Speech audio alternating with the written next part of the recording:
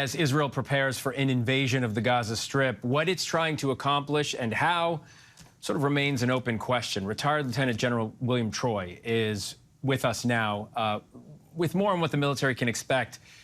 General, thanks so much for taking the time. I'm wondering, Israel's stated goal is to completely destroy Hamas. But what does that look like in the environment that they're heading into? Good morning.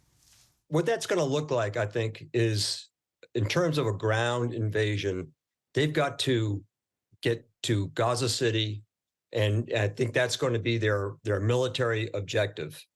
And they're going to deploy all of their resources. This is going to look like ground and air. They'll have overhead systems, drones, helicopters, tanks and armored personnel carriers working together, as your correspondent Matt said.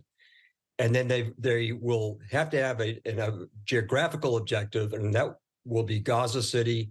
And they hope to take out the top tier of Hamas leadership, and that will be their military objective. You mentioned Matt. He posed a question earlier on that he and I have been talking about for 24 hours now. Do you think Israel has a plan for what it looks like after they achieve their goal? Say they go in there and they wipe out every Hamas fighter. What then happens to the Palestinian people who went south, who survived, the incursion by the IDF? Things like resources, food, water, electricity. What does the IDF do? What does Israel do at that point? Phil, if I can relate it to the way we looked at the Iraqi invasion, there is so much facing you as you get ready to take on an operation like that.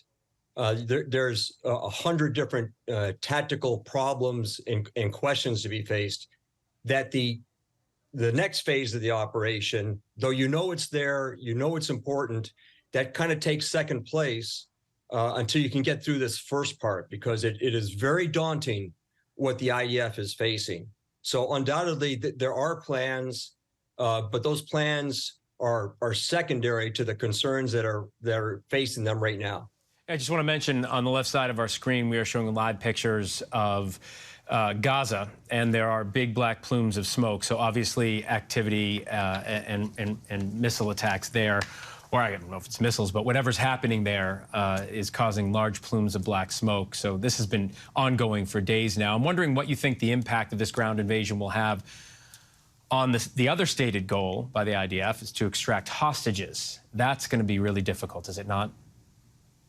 That's a question I've been pondering, Phil, as I'm sure everyone has.